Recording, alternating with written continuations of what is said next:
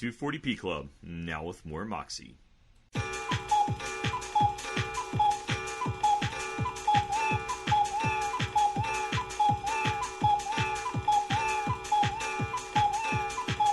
Time for the 240p Club!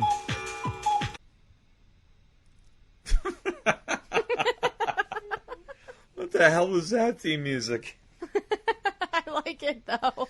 It was, we commissioned the theme music from my friend Deanna, who's in a band, professional musician, this, that. She's working on that right now, so we're gonna not have that for a little bit. So meanwhile, for theme music, we just kind of subbed in a few. You're hilarious. Oh my god. So that one was a good one. I just had fun with a keyboard, and then it kind of. Yeah, I don't know. It blended fine. Yeah, it did. It's we promise you, in the future, the 240p Club will not be using said musics.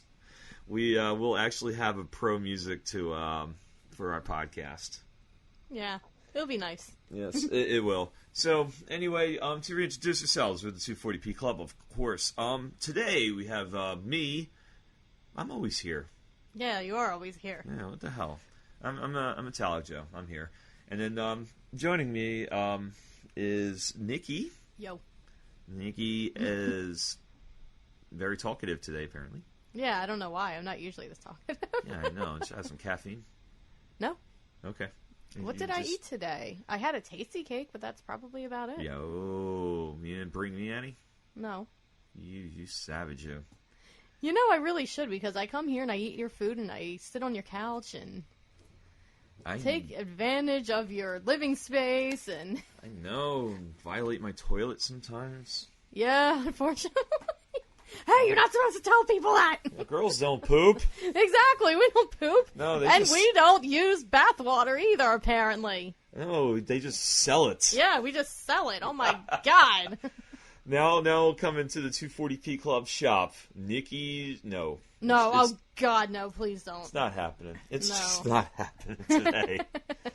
Maybe another day. Yeah, okay. So, people don't want that, believe me.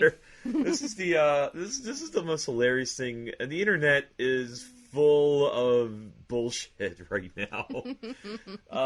This is one of the more interesting ones. You go on any social media site, it's full of bullshit. I'm sorry. I dread going on all the social medias at this point. The only reason I do it is to stay caught up with like what my friends are doing, because sometimes my friends do post some legit shit, but I really just kind of post music on my Facebook. Well, that's pretty good too. Yeah. I mean, that's legit shit. And Twitter, I just post pictures of video game character guys I like.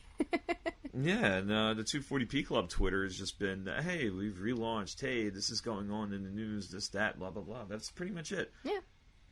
But one of the more wacky things that went viral is the fact that there is a girl out there. I'm not mentioning any names here because I'm not giving anyone free publicity for dumb shit. But there's a person marketing her bathwater, and stupid gamer boys are buying the shit out of it and filming videos where they're drinking it, and not filming videos where they're doing God knows what the fuck else to it. I really don't want to know whatsoever. Anyway, the streamer, I don't know if she's a streamer or whatever, but she's definitely was a former Instagram star. So she went viral. How do you even become an Instagram star? Like, I just post, like, city pictures. Like, do I have to post a picture of my ass on Instagram to become a star? Pretty much. I don't want to do that. Nobody wants to see that. I don't know. There's some thirsty gamer boys that want to see that, apparently. That's why I don't stream with the camera thing on. Yeah. Thank So God. this is the really, really sad part. I like to think that a lot of the gamer culture has evolved to the point where the shit doesn't happen, but let's be realistic. You look at the internet, it has not even close to evolved. A lot of the stereotypes are true with a lot of people. You know, people that quote-unquote identify as gamers these days, they're online, and they're buying bathwater from a 19-year-old, basically, who's posting scantily clad but not naked photos. and just basically, what the term back in the day would be cock tease. Yeah. Which is horribly sexist and probably going to get me protested from some of the Tumblr warriors out there, but it's Tumblr's still a thing. antiquated. Yeah. Yes. It's that word that I have trouble pronouncing. Obsolete. We'll call it that. Okay. All right. Hey, look, I can't knock the hustle, okay? Do you know how much, like, student loans I'm gonna owe? And I still owe just for this semester. See, this is why I'm not bashing her. Yeah, I can't knock. She's a professional troll. She started this thing where she got so many subscriptions to, and basically stuff got monetized somehow. I don't know how the internet works. I don't have the. I don't know how this thing works. She would get a Pornhub account. Now, she got the subscriptions, and mind you, she did get a Pornhub account, and she posted a thank you video with being completely clothed. Mind you, she never said she would do porn on a Pornhub account. She just said she was getting one. She happened to do that. And all of these subscribers just be like, oh my god, I gotta see this, subscribe. And since she had everyone's attention, she posted a picture of herself in her bathwater and saying she's going to sell said bathwater. Mind you, she's wearing like a bikini or like a swimsuit or something. Saying she's selling her bathwater, and that's exactly what she did. All of these like YouTube people who had thousands, almost millions of subscribers of their own, bought the game water, and drank some on camera. This is basically people with a camera doing stupid shit to get famous, and it's working. She is rolling it in the dough because these are legit monetary transactions for her fucking bathwater. Exactly. It's crazy how like the internet works like that. I'm like, well, what am I doing wrong? Yeah, it's just like I'm just working retail, and I'm like, I have all these financial aid issues. What kind of hustle can I find that's going to, or like the 240p club? What can we do to start monetizing? I know exactly what we're going to do. Oh, what are we? Oh, God. We're going to put me in cosplay, and I'm going to cage fight. That could work. Yeah. Put you in cosplay. We'll do this like kaiju style. We'll just have a few like small buildings and stuff set up in there, and then you got to go in dressed as like your favorite monster or whatever. And you got to wrestle someone, the famous monster, and like the buildings start falling down and everything. Like they're like it looks like a Godzilla movie. I'm trying to think of all the cosplays I've done that I can actually move around in. Probably Melina is the only one I can really move around in. I imagine that was made. That kind of costume, I know it was made to be scantily clad, blah, yeah. blah, blah. Mortal Kombat. Obviously, the thirsty gamer boys need a little cleavage, in order to be interested in this female character. Yo, they were making such a big deal about these Mortal Kombat 11 female character designs because they're more clothed. Saying they looked like, I don't want to be offensive here, but they were saying that a lot of the girls look Muslim now and they didn't like it. And that's the internet for you. Yeah, exactly. Really, because people think they have this air of anonymity behind them. They can say whatever fucked up shit they want. Yeah, exactly. Now, mind you, we're all saying some fucked up shit on here, but I'd like to think most of our views are fairly friendly. Mm-hmm. Yeah, I'd say so. And you talk about like equality with like video game characters, males and females in these fighting games like Tekken. You could have girls in bikinis, you could have guys in fundoshis, and then I put a character in a Christmas fundoshi for Christ's sake. It was great. My mom walked in the room when she saw me customizing the character, and she said, "Nikki, why is that character not wearing anything?" And I said, "Well, nothing's on display. You can't see anything." Even when the character bends over, there's nothing. You can't see any jingle berries. So I mean, it's not jingle bells here, so. Oh, man. Anyway, so going back to the cage fighting. So, yeah, totally that's our new hustle. Yeah. You know what I'm doing Fire Emblem cage fighting. Okay, and we're going to sell it online. We're going to buy tickets to Nikki's Twitch. Yep. She's going to stream premium content. You got to send like a $5 patron, whatever. And Nikki will cage fight. Yeah, I'll do it. Not really. I just got to get in more shape, but I won't do it. No, we're not doing this. Like, no. Look, the internet's a funny place again. A lot of people don't have a filter on the internet because it's the stupid internet. It's like the Wild West out there, and still in certain spots. You could get banned on shit on, Facebook and Twitter for saying certain things that people are readily typing on certain other sites. Racial slurs being one of them, and this and that, and basically it does go viral after a while, and people do take screenshots of the things you do. Yeah. Just to be exactly clear that too. that. But you're still quote unquote under the condition of anonymity. So like Gamer Girl Bathwater here, you basically you have an online persona, but your real life persona is they probably researched it. Some people could probably find her if they really wanted to. Which actually happened to another. I'm not sure if she was a streamer or because I know it had to do with Discord, but yeah, I think it was a Discord thing. Yeah, supposedly there's this girl. She was 17. She attracted a few stalkers. She was pretty. I mean, like they showed her a picture, like she's pretty, I guess, but. It definitely, I don't know what she was doing, if she was attempting to attract people similar to like what the Gamer Girl Bathwater girl was doing.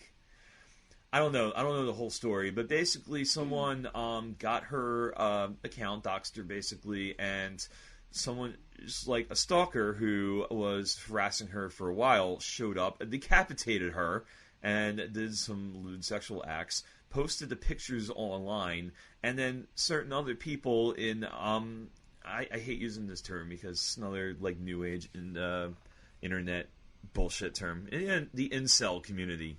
It's basically all these people that blame girls for their lack of anything in life. It's like the term is thought, THOT. Mm-hmm. Which, I sound like a friggin' like news reporter reading this from a cue card. It's like, not understanding it. But be honest with you, I never got into this fucking culture because it's like toxic and stupid. It is. It's crazy. And then it's like you have these men who feel like they're entitled because I think it all goes along with previous trauma. They have all probably been hurt by a woman sometime in their life, whether it was from their mother, a sister, or a previous girlfriend or anything. The thing is, though, they're taking it out on every woman. I've noticed, also, I hate to say it, a lot of this generation, mental health is, now seen as less of a stigma. You used to see a lot of people talk more openly about their mental health, but a lot of these people believe that's a cause of their situation, I guess, in their heads, and it shows a lot of mental health issues. Like a lot of these people have. I know, narcissism is a quality, most of these people have, blah, blah, blah. I'm not going to go into the psychological effects of everything, but let's just say that, after this girl was murdered, her picture, her decapitated corpse picture was posted on one site, and, people were celebrating it, which was ridiculous. You killed a 17-year-old girl, and then you're posting it online, and all these other, ignoramuses all over are celebrating this shit. It's disgusting. These are the same people that buy this fucking bathwater, and then, post this shit online, and then, they're posting about she was a cock tease, she was this, that. And then one person had the gall to pleasure himself and send the video to the girl's grieving mother. It's horrible. These are this is shit that even Wes Craven wouldn't write. Mm-hmm. I mean, the internet culture, honestly, it's getting scary. It's getting scary in both sides. With there's a lot of people that want to censor everything, and then you have the opposite side. You have people like this, and unfortunately, it led to the death of a girl who, from all accounts, was very careful with her personal details, never, invited anyone to her home, blah, blah, blah, from the internet. Someone just happened to, hack her server and find out these details. Which, leads me back to Gamer Girl's Bathwater. Her Instagram's no longer there, but she still kind of went viral on social media. I'm really hoping, because, again, she's just enterprising, making money off these idiots. I'm really hoping someone doesn't really track down her address and attempt to do the same thing to her as they did to this other poor girl because of their inadequacies and shortcomings. I know this has nothing to do with the 240p era, but a lot of these people identify as the gamer culture, and this is something that I want to see, and I know a lot of reasonable people want to see this totally eliminated from the gamer culture. Definitely. Like, I'm friends with a lot of local gamers around here, and I mean, they're all nice, they're all respectful towards me, you know, and it's a good thing, you know, it's a nice thing to have a nice community like that. And then I am also on Discord with these friends, and we just shoot the shit. We just, you know, nobody's disrespectful. Although I do remember a troll, like a troll coming into our Facebook group, and he had said something very rude towards me, and I just remember they all jumped on him and banned him. And that's what happens. That happens a lot on Twitch as well. Twitch is known for like streamers that, you know, they're female. Some happen to be not. They dressed up like modestly. It's not like, you know, they have their boobs hanging out and you know, they're flirting with everyone. They're like moderately, you know. I guess that's a good way of, like, moderate-sized streamers, you know, like, nothing, like, that's going to attract all of these people, but you still have trolls pop in, show me your tits, you're female, you play games, you know, and some other really rank shit, too. I see a lot of it when I'm watching, like, Tekken tournaments. There's some girls who play, and then I try to take the chat, like, I try to minimize the chat, because I don't want to see any of it. They all say, oh, is that really a girl, or... You know, she's ugly, or I need her to show her tits off, and I'm like, she's trying to play a game, just like the rest of you idiots are. Yeah, I mean, like, you know, this is where it gets really freaky too. You have this crosses over to you have a lot of cosplayers around, and a lot of people. I mean, I compliment a lot of people's costumes. Like, a lot of people do really good jobs. Oh, I love cosplay. Fantastic. But some of these girls, every one of them, you figure, has a horror story at one point, unless, you know, they haven't been doing it long enough, because these attract some of the same people. And granted, you know, you're off the internet, so some of the people, the more ranked people, wouldn't have the balls to say any of this shit in person. But you still have a few, like, stalkerish, creepy people that really cross over from the internet to real life. And a lot of cosplayers have a lot of negative experiences with certain people. Definitely, when they start going to these conventions and these people start following them, their fans start following them too. Like, when I went to Wizard World, I didn't have any problems. Like, there was one person who wanted to take a picture with me and put his hands on me, and I told him not to. And luckily he understood, you know, I don't like being touched. Only if it's, you know, if it's my friends, you know, and we're giving friendly hugs, that's fine. But if it's a stranger and we're taking a picture, don't touch me. Yeah, see, this is all stuff that's, it's really toxic, and us, unfortunately, talking about it on the 240p Club here, it's not going to change anything. It's just, hey, you know, certain people, it brings attention, brings some light to it, and, you know, and obviously the people that have more extreme reactions want to ban everyone, you know, and it's actually very scary these days, just basically trying to be a girl in the scene and having to put up with some of this stuff. And it does cross over to a lot of different other scenes as well. I know, you know, people in the punk and metal scene, it's the same exact thing, you know. Oh, you're a girl who goes to black metal shows. Oh, or you're name a girl this band. Who goes... Yeah, exactly. Yeah, what's your favorite album by them? Can you name 3 releases by them? You know, that gatekeeper culture, and then you have the just the really creepy sexually assault culture. Oh, God, that gets even worse. Scary. So by us talking about this, and, you know, and maybe it just brings awareness to it, but it's some scary bullshit that really happens to a lot of women. And the next time you're looking online and go, oh, she's scantily clad, she kind of deserves it. Just think about if you were in that situation. You know, you're out of cosplay. You know, I've seen a lot of scantily clad male cosplayers too. That same thing. Don't think I haven't seen you. A male, scantily clad, you know, doing cosplay, and then a girl you kind of find unattractive might be not just, I don't want to say like unattractive personality. Like, they're really touchy-feely and just an ugly person. if that makes sense. And then this person just decides they're going to chase after you and harass the shit out of you and touch you inappropriately. It happens. But you got to put yourself in those shoes too. It's just like you got to put yourself in every side, and you can't just like pick a side. You got to be aware, and that just kind of makes a better gaming culture, I guess. It just makes a better culture for every kind of society, I think. Yeah. That too, but it's never going to happen with the internet the way it is. So, no.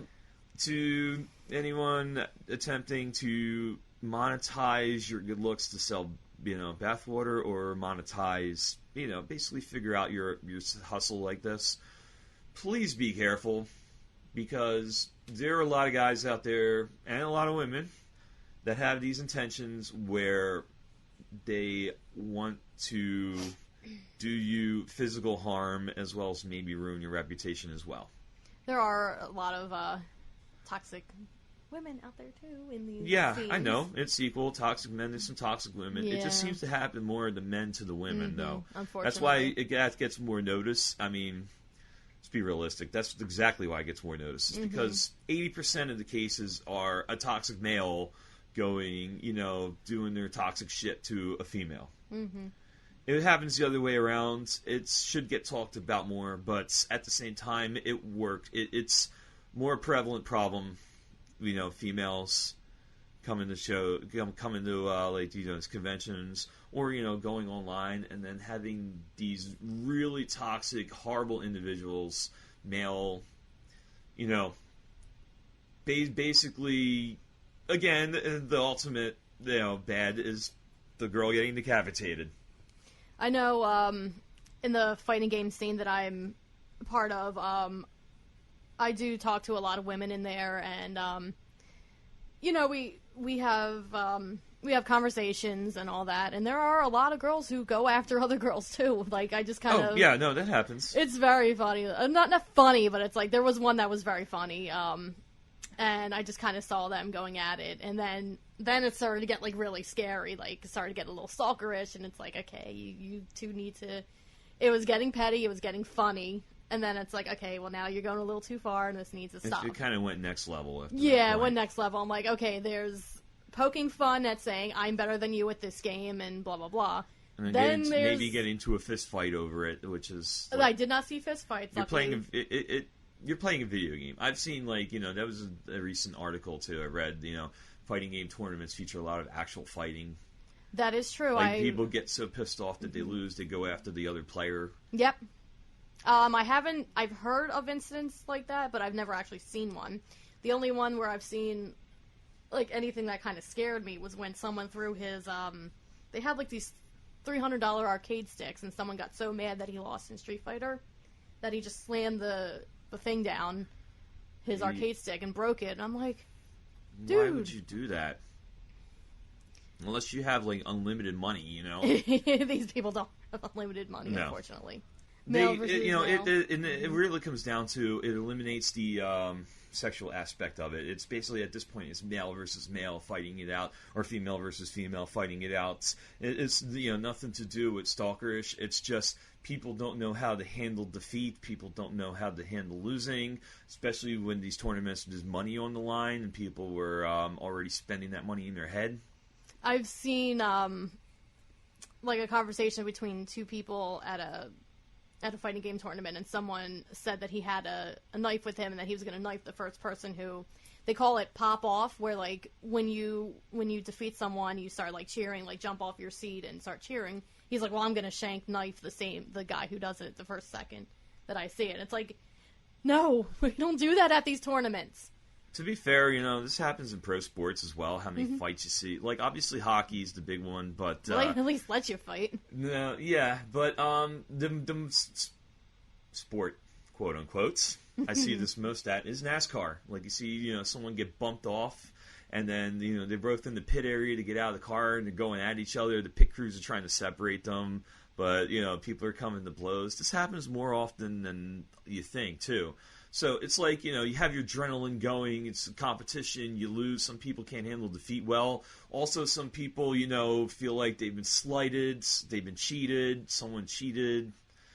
It's been going on forever. It does, as games become more esports now, it transfers over to that where, you're competing behind a computer screen with a joystick. Those emotions are still real. It's still doing the same amount of, like, adrenaline, it's pumping. It's just pumping in different places. Instead of using your physical muscles, you're using your brain most of all. But, reaction times, this, that, and you lose, you find, someone beats you, and you feel it wasn't fair how they beat you. Sometimes you go off. Like, I've slammed my fist down on the table before playing multiplayer games, screamed, fuck, for losing. It's happened. I've done it on stream before for the 240p Club. If you go to our YouTube, check out some of our old streams. I know Castlevania, after doing it so many times when we streamed that game, I was just like, ah!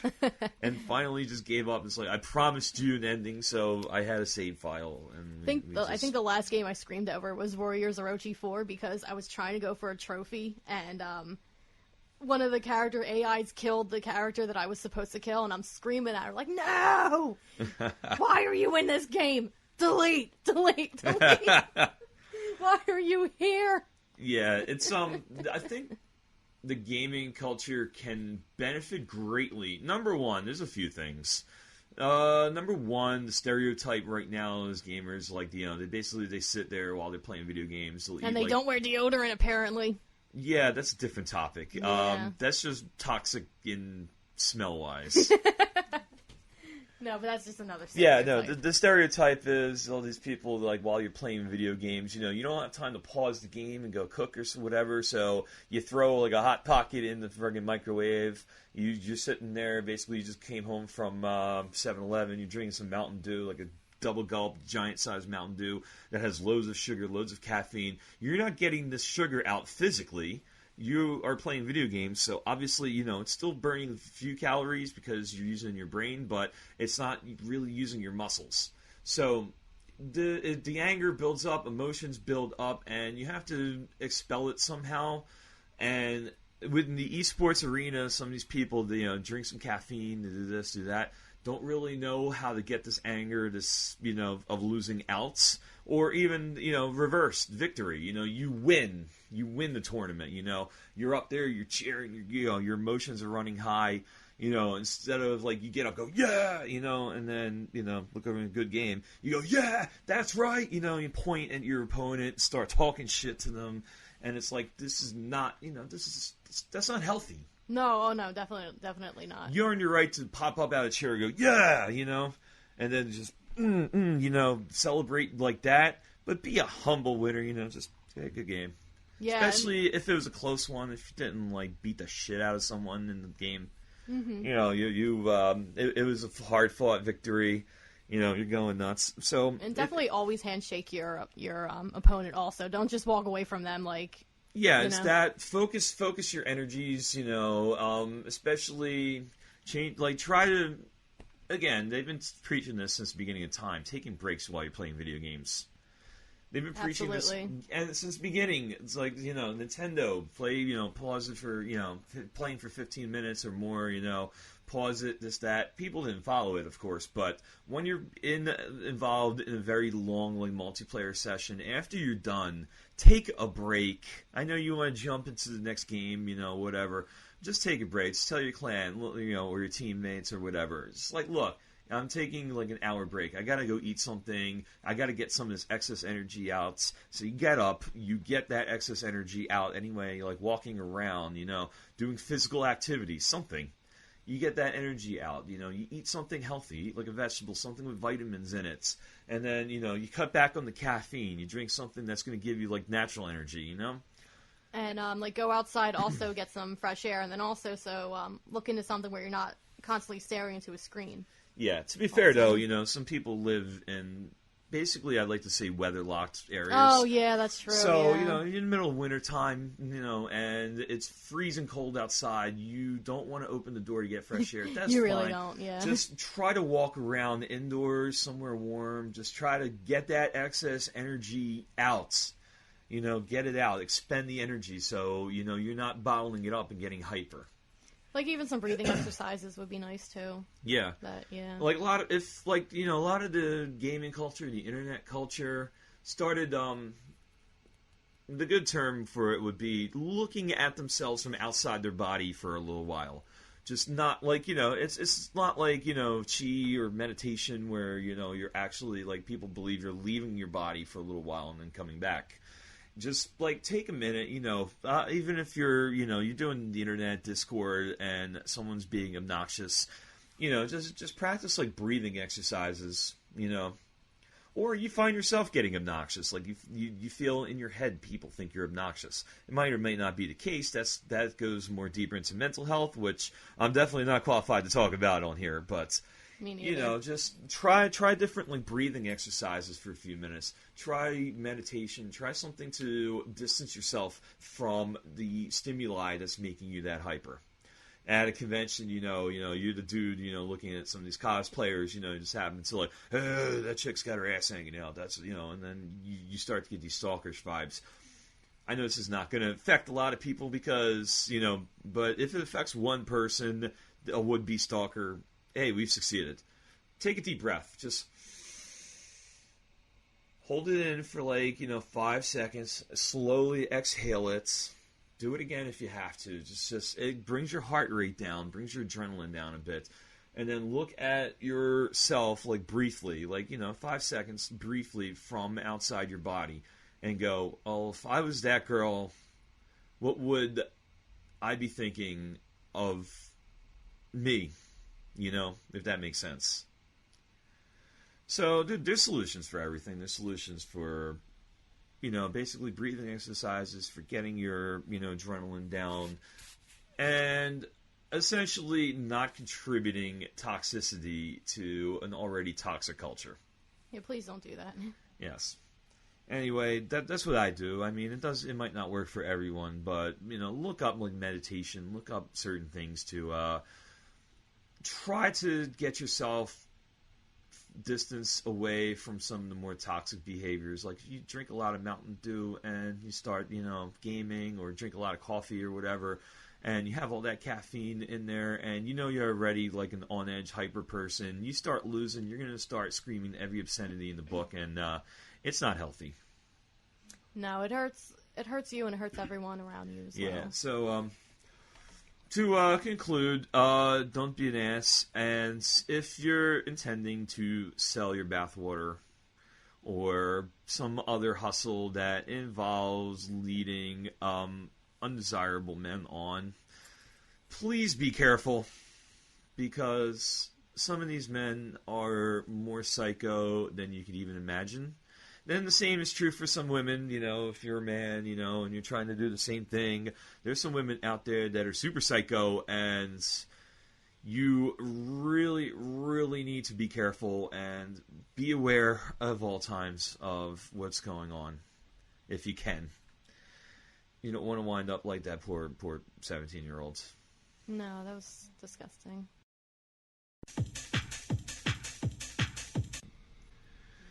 So, I was actually chatting with one of my coworkers the other day, and she's a little bit younger than me. She's not that much younger, though. And she plays a lot of the more modern games, and first-person shooters were obviously one of the games she plays a lot of, like the genre she plays a lot of. And I wound up asking her, just, hey, you know what the first-person shooter was? She said Doom, which makes sense because Doom was probably the one that really popularized the genre. But then I turned around and said, no, it's actually Wolfenstein 3D. And she was fascinated by this. But it turns out I was completely wrong. We did a little research on this, and first off, I can't believe we've never actually covered the first-person shooter genre. I think we mentioned that we were going to do at least something before, or we were going to not do a top 10, but we were going to at least talk about it. Oh yeah, before our hiatus. Yeah. So, all right, we're talking about it now. So, first-person shooters are here to stay. Obviously, most of the modern games are of the first-person shooter ilk, but it came from somewhere. And doing some research, this was fascinating. Some of the games I've actually never heard of, and some of the games I just completely forgot. They mentioned a game called Maze War, which was made in the 70s, by a bunch of NASA engineers. Yeah, I think they said one of the engineers who made the program brought the program with him when he went to MIT. Yeah. And fine-tuned it there. Yeah, so it was basically it's just polygons, little screen polygons. It kind of looked like what's the best way to describe it? There was a few games like for Atari that kind of were similar, but it was that style of graphics. The first-person shooter genre really got kicked off thanks to home computing, because Nintendo, the Atari, they never really had the processing power to accurately convey this genre, but it was at least in people's heads from 1973 onwards. One of the games we did some research on was Phantom Slayer. That was for one of the computers in 1982. It looked pretty cool. I mean, I've seen a video of it. I didn't get a chance to play it. I don't have emulators for some of these, and I obviously don't have the budget to track down the computer from 1982 and restore it. And obviously, I don't think it was ever released for Commodore 64, which is basically my only computing experience prior to Windows 3.1. Yeah, definitely. No, I don't have the funds or the time. Yeah, the first-person shooter genre really got kicked off with that, although there was also a game in 1987 for the Atari ST, which is another home computer. It's called MIDI Maze, which featured a bunch of, which we now call emojis, but, back in the day, those were happy faces, and it was in a maze, and basically the object was to kill each other. So I don't know if it had alternate weapons or I'm sure it had power-ups, but this was the first game that we looked at that you could hook up a bunch of computers together if you were a super genius or knew someone that worked at NASA, and you could play a LAN party.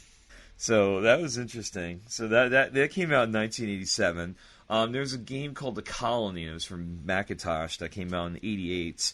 But one of the games that kind of gets forgotten in a lot of this is there's a Nintendo game called Rescue the Embassy Mission that came out around '89. It featured, honestly, my first, I guess, experience what later became the first-person shooter genre. Because this came out in '89. It was basically a hostage rescue sim. It was like a platformer at first. It was like 3 games in one, basically. It was like a platformer at first, where you have to get your snipers in position. So you have to just go along the street, avoid searchlights, and if the searchlight finds you, they start shooting at you, and it's pretty easy to get hit by a bullet. So, and basically, even if you get shot in the foot, you're dead. That sounds a lot like the original Metal Gear, honestly. Yeah, Metal Gear, obviously Metal Gear was way different than Metal Gear Solid was. Oh yes, definitely. The original Metal Gear was a adventure game with top-down scrolling, and it was actually one of the first games that the computer and strategy guides, everything just emphasized the fact that the first part, you're not killing a lot of things. You just have to run. Don't get caught. Don't be like me. Don't get caught. Wait out till the guards fall asleep, because you're going to get your butt whooped if you try to fight everything. So it was just a matter of sneaking past a lot of things. Obviously, it's horribly translated, but that has nothing to do with the first-person shooter genre. No. It just gave rise to the spy genre, which later on was adapted to the first-person shooter genre. But, Rescue the Embassy Mission, you have that. The second part was basically you have to grapple down a building and infiltrate the embassy. But if you didn't want to do that, you had to do that. But if you didn't want to do that right away, you got to go to the snipers. Snipers could just go through windows and pick off terrorists as needed. As soon as you see the shadow by the window, you can just pick off the terrorists.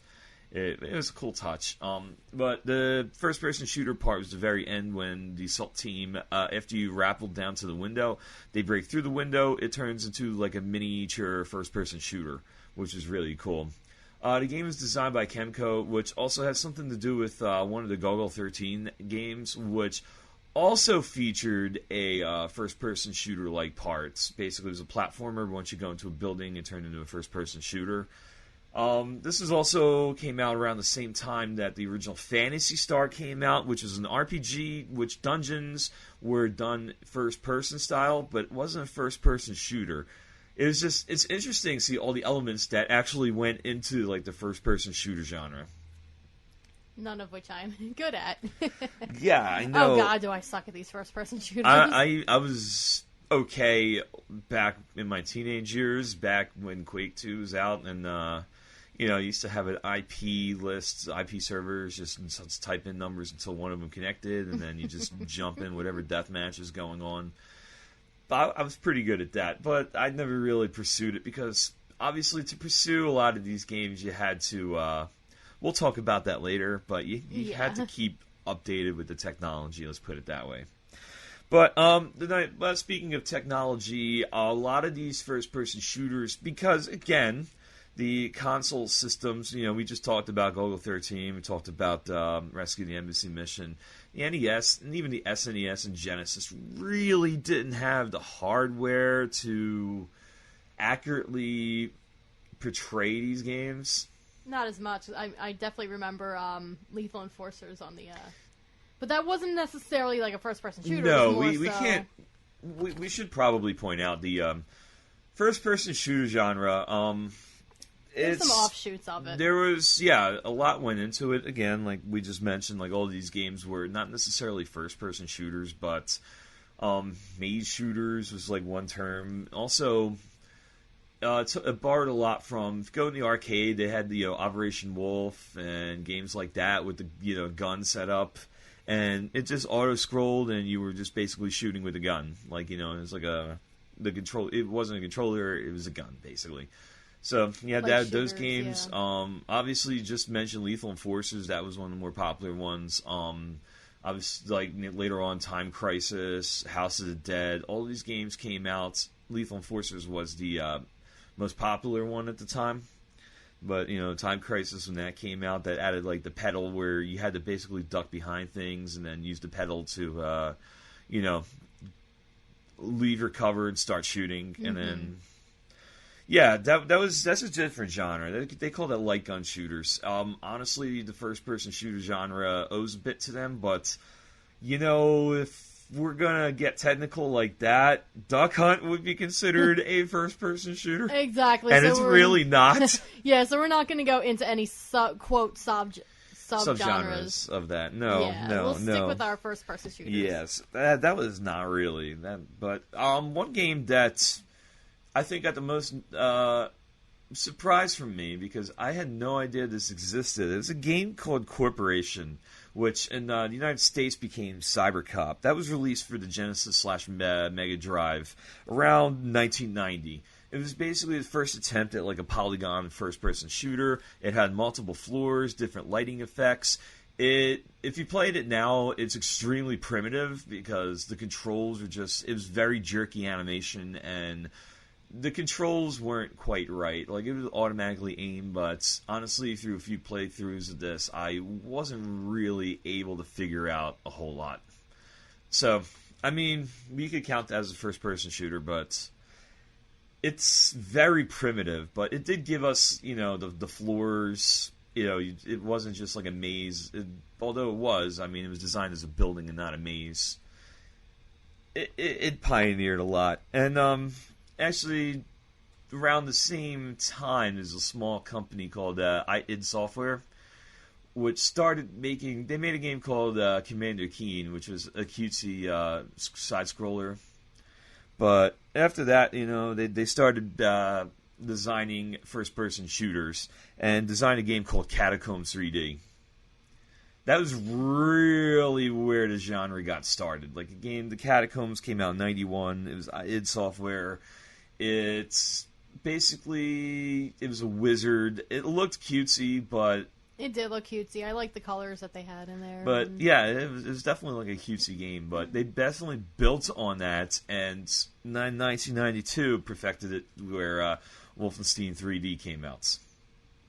One thing that I I'm looking at the screen right now, and I just see, like, Wolfenstein and then Doom, where they had the little guy's face there, and it was like, that's you. It kind of looked like. Yeah, evolved to Halo and all that. Mm-hmm.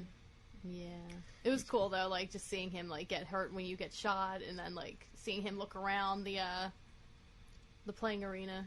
This was, the nice part about this really, I'd say, kicked off the, shareware expo of the early 90s, because gamers, a lot of these games were designed, obviously id Software had a smaller budget, so they were making money, but they were distributed through a company called Apogee, which also distributed games from this company we now know as Epic, which we all know Epic now, but back in the day, Apogee was putting out most of these games, and they didn't really have the market share that, say, Sega had, Nintendo had, or even, like, Activision at the time, Electronic Arts. Electronic Arts was a big computer gamer, They made a lot of games. We laugh at them now, but... Yeah, no, they were pioneers back in the day. There's reasons why Electronic Arts is considered, such a legendary company. Mm-hmm. It's just their practices now kind of got a little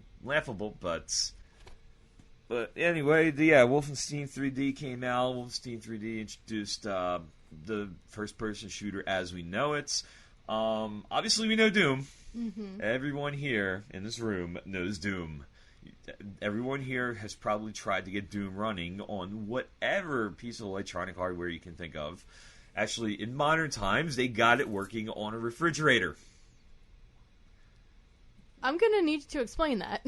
Yeah, those the Samsung, the refrigerators with the interface, on the front. It's like a computerized interface. I'm sure someone has hacked it at this point and made Doom run on there. Wow. Someone did it with a Mac. Like the new Macs had a little bar up front. That's I don't know. I never owned a Mac, but it's this really small. It looked like something you control, like basically like a menu button. They got Doom running on that at one point. That's insane. Yeah, Doom basically runs on almost anything. So it's fascinating. You might as well get Doom running on a Tamagotchi at this point. I'm sure people have tried. All right, here's the funny thing about Doom. It's now become a meme where Doom will run on anything, blah blah blah.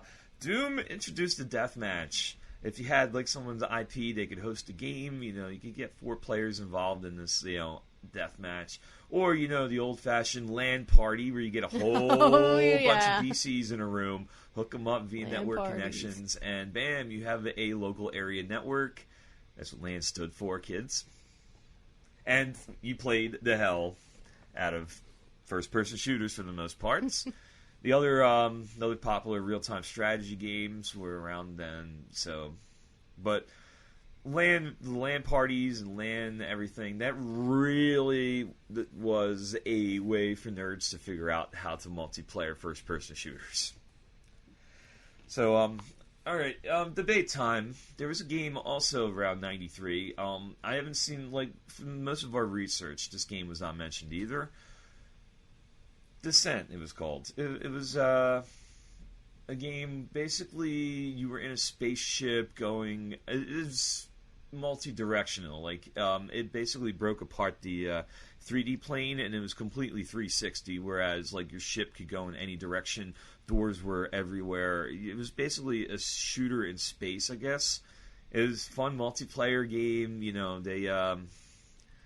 used to have death matches with this, but I've never really seen this game mentioned a lot, No, I haven't seen it. Yeah, it was a fun game. It kind of, back in the day, caused motion sickness. Now the graphics are kind of laughable, but, back in the day, you used to be able to go in any direction. You shoot the enemies from upside down, side by side.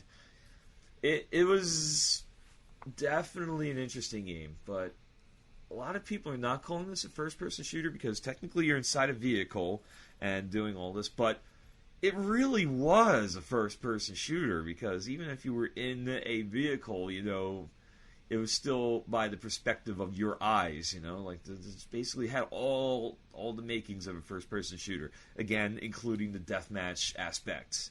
And it was the second most popular game on. There was a program, someone figured out how to program called Kali, which imitated a local area network over the internet, which allowed games like Warcraft 2 to be played multiplayer throughout the entire internet. And Blizzard eventually adopted this into their BattleNet platform, which rendered, this program useless. But back in the day, it existed. You could sign on, you pay a $15 lifetime fee, and you get to play a local area network spoofed, over the internet of all of these games. Warcraft 2 was the big one, but Descent was also up there. And I'm sure people have figured out how to do this with Doom. So, this is, I'm drawing a line in the sand here. Descent, definitely first-person shooter. Mm-hmm. Definitely. If it gives me motion sickness, it's a first-person shooter. Well, to be fair, Roller Coaster Tycoon may give you motion sickness, and I don't think. I don't think you shoot anything in. I would hope not. Otherwise, that game has gotten really warped. Yeah, unfortunately, I'd never really had that much experience with PC gaming up until around. I got my first PC in '96. For graduation. I graduated grade school. My parents were like, hey, you're going to high school. You're going to a good high school. You need to get, we need to get you a computer. Because, obviously, things were evolving at that point. Like, you typed up reports. I had a word processor, but it didn't run anything. I was trying to run number munchers on it, and it didn't work. But, we eventually got a computer. It was Windows 95, like, top-of-the-line gaming system for 1995, which probably couldn't even run anything a phone could run these days, which is funny. But it was a fun system. It introduced me to all these first-person shooters because back in '96, a lot of these games did eventually get ported over to the home systems. There was a version of Wolfenstein 3D for the Atari Jaguar. That was the biggest, most powerful system back then. Although it didn't sell well, the software sucked, and that controller with the 9 buttons, and it was terrible. But it was also ported over to the Super NES. The Genesis had a game called Zero Tolerance, which was their version of the first-person shooter. The animation was very jerky. That's the problem with looking at some of these games nowadays. It's like you've seen what the first-person shooter genre has become. You look at it back in the day, you look at all these games, and you can't really play them anymore because the animation's really jerky. It hurts the eyes after a while because they can only, have a window, like a resolution so big because, the processors can only handle so much. I mean, these systems came out in '89 and '91 respectively, so by 1994, 95, these, systems were a little too obsolete to run a first-person shooter. That's why, it got so popular on the PC. But ports of Doom, Wolfenstein 3D were pretty subpar on home systems, except the Jaguar. But again, that controller was not made to play first-person shooters at all. Yeah, definitely not. Actually, the more popular method was the mouse. The mouse became a very good tool for first-person shooters. And it still was a pain in the ass because most mouses ran on that little ball thing back in the day. You had to take that out. You had to take the roller ball out. You had to clean it. It used to get all kinds of gunk in it. Then sometimes you would lose that ball and your mouse was useless. It all happened to us at one point. Oh yes. But yeah, moving on. I got a question for you, Nikki. Yeah. Have you played Skyrim? You know what? I told myself that I was never going to because I had too much going on in my life and I had no time to sit down and play it. So long story short, you would have gotten way too addicted to it and lost a lot of social lifetime. Well, then maybe I made a good decision. Sounds familiar. Yeah. Sounds like you. Yep, it was me. I once had a marathon session of this game from about So I started, I'd say I woke up around noon that day. I was off work, so I didn't lose any work time, thank God. But I played this from about noon. I took meal breaks, but I played it till about 7 in the morning the next day. Oh my God. Yeah, I took maybe a few minute breaks here and there, but it was, yes. Skyrim's a little past the 240p hour, but it came from somewhere that definitely did come from somewhere. And that somewhere was a game in 1994 by Raven Software, who used the Doom engine, which id Software happily licensed out to a lot of people. They put their own medieval spin on it. The game is called Heretic. It was basically a first-person shooter done in medieval style. But, magical, like you were a wizard, you shot things from like a magical wand, you had like a crossbow that acted as a shotgun, like a little mystic like orb thing that, acted as like the chain gun. It was a fun game. I was actually to do research. I love doing research for this podcast because I just boot up DOSBox and start playing some of these games. That's a great feeling. A lot of these are antiquated at this point. It's like the first-person shooter is very hard to look at with rose-colored glasses and go, oh, these games back in the day, they were superior to what we have now. No, they weren't, actually. No. If you play Skyrim and then you go back and play Heretic, you'll be like, I can't do it. Introducing your little cousin to Heretic is just not happening. No, they would not be interested. No, not at all. And I'm already trying to decide what games to show them. Exactly. Yeah, it's tough, We get the little cousin coming over, man, Uncle Joe, show me the video games. All right. Boot up, the PC, play, Hexen. Like, yeah, that sucks. Mm-hmm. That sucks. Put Call of Duty on. Yeah, I want to play some Call of Duty. Yeah, I'll show you some Call of Duty. The game is Duty. That's why it's called Duty. I think that gets more of a distinction due to like some of the toxic gaming community, which they exist, but we know they've existed for years. Definitely killing, the stereotype, gaming, blah blah blah blah. I'm done. Okay. Is it Battlefield or Call of Duty that you guys like? Neither. I'm kidding. We're not getting into that debate. Neither. So, yeah, you're playing Skyrim, nowadays. And it's like, okay, it came from somewhere. Heretic was like the spiritual ancestor. I mean, Catacomb 3D was also, like, even older. That came out in 91. But the game that did it for me, as far as a lot of the elements that the Elder Scrolls series wound up getting, was a game called Hexen. Hexen was a sequel to Heretic, also by Raven Software. They had some home ports. The N64 version was the best ported version, but it came out for PlayStation, and the PS version sucked. I mean, it was just a little too choppy. The best way to play it was PC, and still to this day, the PC version was the best. It was a single-player game. It's basically turned the first-person shooter genre into like it wasn't an RPG, it was more like an adventure game. Like, there was massive levels, and you had to solve these puzzles, and, usually, you had these portals took you to new areas. It's like, and you could revisit all of these areas. So it was basically like you finally took, the Legend of Zelda aspect of, like, adventure games and turned it into a first-person shooter. It revolutionized. It was great. This is one game, actually, that I think would hold up somewhat good today. Although, it's still a little primitive, but it would hold up. Pretty sure I remember someone bringing that into school one year, like, years ago, and we were playing it.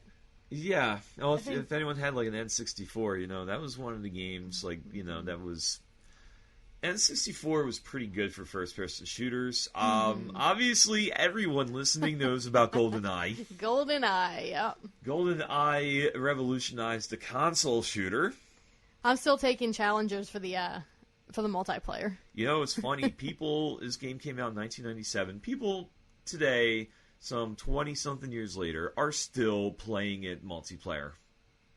It held up. I mean, the graphics, it's going to take a while to adjust your eyes. It's not as pretty as some of the games today, obviously, but doing a 4-player deathmatch was definitely fun. Yeah, oh yeah, they were fun. And you always had that one player that used to cheat, look at the other players' screens instead of focusing on their own. Or there was always the jackass who picked Odd Job. Oh, I hated that. Odd Job was terrible. What they would do is they would play Odd Job, and then like they would play with the configurations, and then they would just have a golden gun, and they always knew where the golden gun was, and it was like a one shot, one kill. Yeah, it's basically Quake. I used to play a lot of Quake too. You had the BFG, and I think it was I forget what it was, but they actually by the time Quake 2 came out, we just skipped right over Quake. Quake was a revolutionary game. It was everything was rendered. It sold a lot of graphics cards back in the day, including to me. I bought one for my primitive PC because this game was so awesome. But it ran like shit on my PC. But Quake 2 eventually ran pretty good with my PC. But yeah, Quake 2 was the first game I remember where I ditched the joystick in favor of a mouse to control, and it's featured a community that used to mod. Before modding became really popular, it used to be a community that used to mod. So one of the mods was it disabled the most powerful gun, so unlike GoldenEye, you couldn't pick the game's version of Oddjob and get that golden gun and one-shot, one-kill people. Mm-hmm. Although, if you snuck up on someone and had a railgun equipped, that worked just as well. I used to sneak up on people, one-shot, one-kill them. What I used to do was, sometimes, like in the GoldenEye, I would usually play with Trevelyan, and then I would just kind of pick up whatever item I found, but I would sneak behind, like sometimes, just to troll people, I would play as one of the female characters, and I would unequip my gun and like sneak up behind them, just chop them in the back of the neck. Yeah, that was fun. I love the only thing with the PC, not the PC, the only thing with the consoles was the modding community came along. I guess again around Quake 2, because Quake 2 is an awesome game, but after you deathmatched and deathmatched and re-deathmatched and undeathmatched, it's like, what more is there in this game? Oh, I know. Someone got into the coding, designed a few maps, designed a mod for this game, and all of a sudden you were playing Quake 2 Capture the Flag. Yay! Actually, it evolved with Quake, but Quake 2 is where they perfected it. You had teams, it was team versus team. You had to capture the flag. It was such a fun game. They invented a grappling hook device where, you could reach other parts of the map. So you could basically find a sniper point and pick off players. You got points for kills, but the object of the game wasn't to kill your opponent so much as to capture their flag the most times within like a 30-minute time limit. It was definitely the predecessor to a lot of games. I know Half-Life came out after that, Unreal Tournament, and I have so many memories with Unreal Tournament. Yeah, but these were all the predecessors to like the games we have now. Like once the Xbox came around and the PS2, the PS3, a lot of the first-person shooters were a lot easier to control because they added the Joy-Cons onto most controllers now. So it became a whole lot easier to control, and the first-person shooter genre took basically what we were doing on PC years ago, with Quake 2 and everything, and just blasted it into the stratosphere. You have Halo to thank for that. You have, obviously, Unreal Tournament, we just mentioned. Mm-hmm. Well, a lot of them became a lot more cinematic and story-driven now. Yeah, well, a lot of games in general did that, too. Well, yeah, definitely, but first-person shooters definitely kind of went more into the whole, we're going to put a whole story around you just shooting someone in the head. Yeah, unless you're mentioning some of these other games that just didn't really have a storyline. Yeah, I mean, sometimes I prefer games. I mean, I am more of a story person as far as like adventure games that I play, but with these first-person shooters, I do prefer just like, death matches. Yeah. It was well beyond the realm of 240p, but nowadays the Battle Royals genre was, basically what the first-person shooter evolved into. Overwatch, yeah. And now esports are getting into these things. Yeah, it lent itself naturally to esports, especially if you had a game that was balanced where anyone, can basically shoot, straight, figure out the system fairly easily, but again, it took forever to master. So the two games like Rocket League kind of got big, but that's not a first person shooter. Mm-hmm. And obviously Overwatch is the big one right now. Blizzard, Oh god, I could only play like maybe 5 minutes of the demo before the game actually came out. Like a couple years ago, like I was getting motion sickness like crazy. Yeah, it's we're getting like an esports arena just based around. Based around they've Overwatch. They've built esports arenas for Overwatch, and then once Overwatch kind of gets integrated. Mm-hmm. Why do I have trouble saying that word? It's a hard word. Antiquated. Antiquated. Yeah, antiquated. And I don't know. Obviously, none of us are English majors. Yeah, me felt English. That impossible. Oh God, I could not even speak correct English to save my life anymore. It's all just a bunch of words. I'm making. I think the people behind the Merriam-Webster dictionary trying to shake their heads at this point. Oh, they're crying at me at this point. Yeah, they're crying in their oatmeal. And it's like, oh bloody hell! Why are you speaking like that? Oh my goodness. Well, no, that's the Oxford Dictionary. Bloody hell. Yeah. Yeah, they add a few U's to their. We don't. No. Anyway, that word that I'm having trouble with. Yeah, once that game becomes obsolete, we'll do that word. Yeah, we'll just call it obsolete. Yeah, once that game becomes obsolete, you have the next wave of first-person shooters. They're already designing them. They lend well to team sports. It's like a 5-on-5. They play in arenas now. And basically, me behind my computer playing Quake 2, never imagined that someday someone would be getting paid to sit there with 5 of their mates, get actually paid to get a sponsorship. They have a team, they have an arena. People pay money to watch them sit on a PC and gun another team down. It's insane.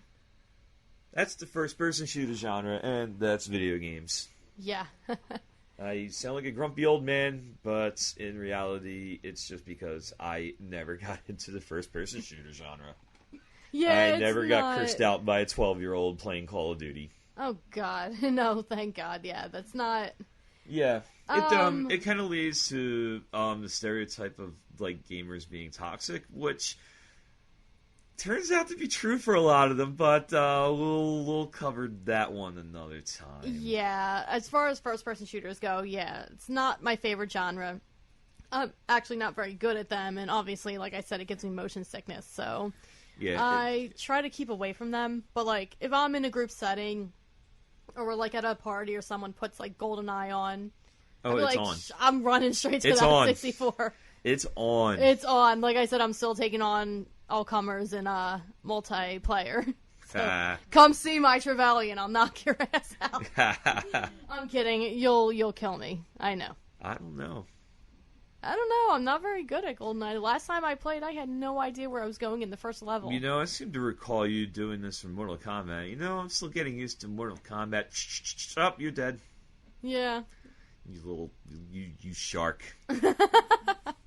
Oh no, you should see. I started playing Mortal Kombat online, and I did a Combat League, and I made someone quit on me. Quitality, they called it. It was great. Nice. Like live on my stream. I'm like, okay. Quitality was awesome. Beaten. All right, so we're gonna wrap it up with another question: first-person shooter or not first-person shooter? Would you consider, Operation Wolf and games like that? Revolution X was the other one where you had a gun controller. Would you consider that anything like a first-person shooter? No, it really depends. Like I said, there's so many subgenres of these also. Light shooters and all them, rail shooters and them, and... So, I don't know. I know they released, like, the gun controllers for a few... Like, there was a Sega CD version of Lethal Enforcers. Few other games had the light guns. I think I had the SNES Lethal Enforcer's gun. Yeah.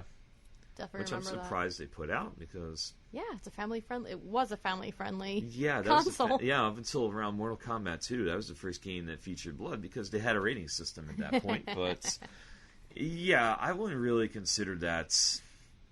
Nah. No. Obviously, another predecessor to this was the running gun, which, Contra, and there's nothing first person about it. Oh, so no. That's a definite no. Mm-mm. And obviously, we debated Descent. I consider Descent a first person shooter. Some people just call it just like a shooter. Like, Top Gun was a shooter, like a flight sim shooter. Wing Commander. Yeah, 1942. Wing Commander, all these games. Oh, don't get me started on Wing Commander. We don't talk about that game here. Oh, no. Yeah, none of these games are first-person shooters. No. They gave the designers of some of the first-person shooters ideas, but no, it really wasn't. I guess you could say the real beauty of Wolfenstein 3D was the first game to really put all of these together. Like, you had, the scrolling, the multiple floors from Corporation / Cybercop. You had, the medieval, the first-person aspects from both MIDI Maze and Catacombs 3D. And then you had basically what some companies were doing, Rescue the Embassy Mission, Golgo 13 for NES, and Colony for Macintosh. And they put all of these together and made a multi-level game with switches and key cards, and you had to figure out stuff. And Wolfenstein 3D was the first game to really put that all together. So we owe a debt of gratitude to id Software and Wolfenstein. Definitely. So hopefully next time you play Wolfenstein, if the brand new one, you think back to its humble roots in 1993 and realize what games came out that went into Wolfenstein that gave us the first-person shooter we know and love today. Some of us love. Some of us love.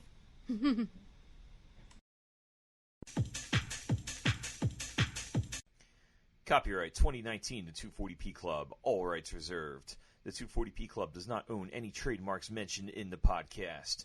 We're simply fans. Check us out at www.240pclub.com. Also, Facebook at 240p Club Podcast, and we are on Twitter at 240p Club.